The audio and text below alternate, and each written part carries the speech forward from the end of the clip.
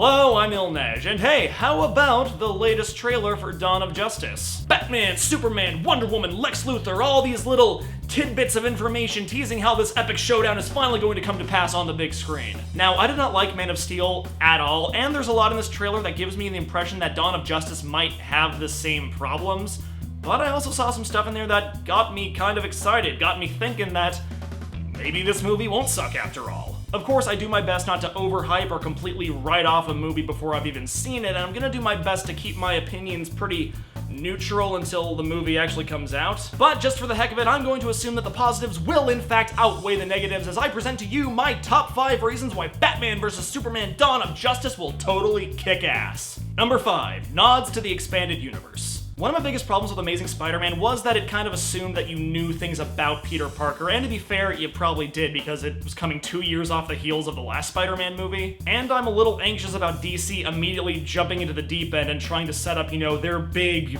superhero team after like 2 movies. But to be fair, it's Batman and Superman. Even if you don't read DC Comics, you know their rogues galleries and their sidekicks and their backstories, and if they're gonna pepper in a couple cool little things in the background just to give it a bit more flavor, then more power to you. And I'm of course talking about that shot in the trailer where you see the tattered up Robin uniform and spray painted on there. It's like, haha, joke's on you, Batman. And that's obviously a nod to the Joker, whom we will be seeing in Suicide Squad, but it's also a nod to, I'm going to assume, Jason Todd. Jason Todd, the badass rebel Robin that nobody liked, so they killed him. And obviously this movie is taking most of its influence from The Dark Knight Returns because, Zack Snyder, Frank Miller, 300, they kind of go hand in hand. But it's really cool to see them bringing in other elements of other pieces of Batman's very long and dense and intimidating history as a comic book character. Number 4, Wonder Woman. I think this is pretty straightforward. We're finally getting a big screen Wonder Woman. And it's kind of hard to call at this point if they're going to properly honor her backstory, because it's a little more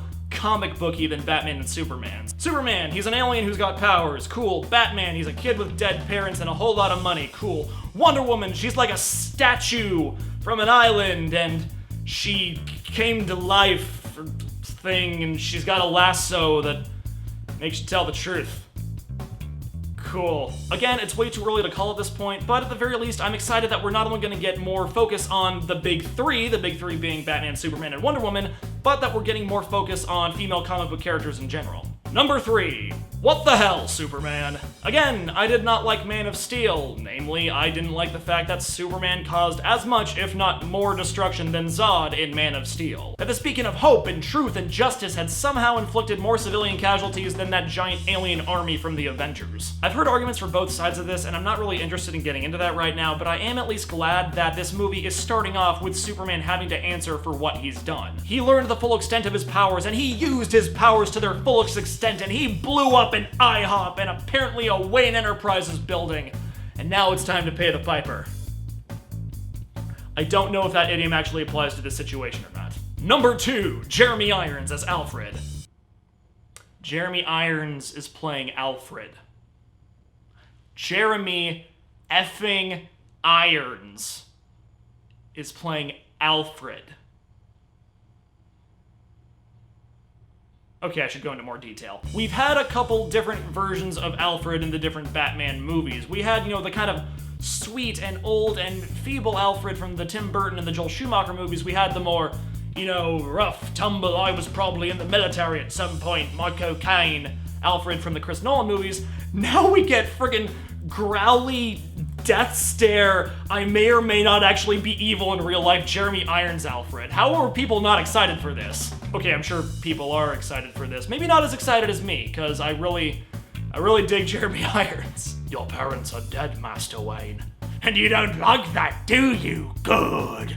Gotham can use every ounce of your vengeance.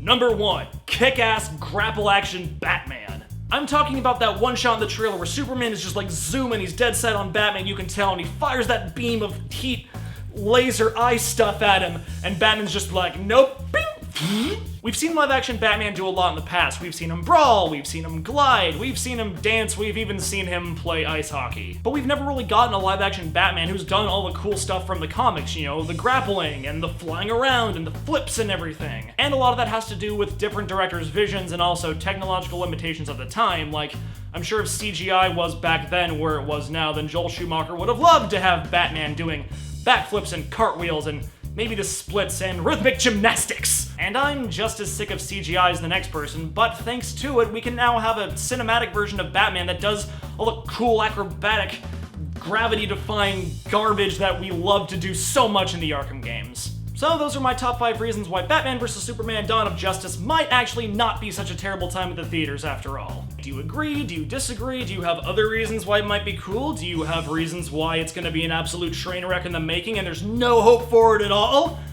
Well, in that case, you might be interested to check out that.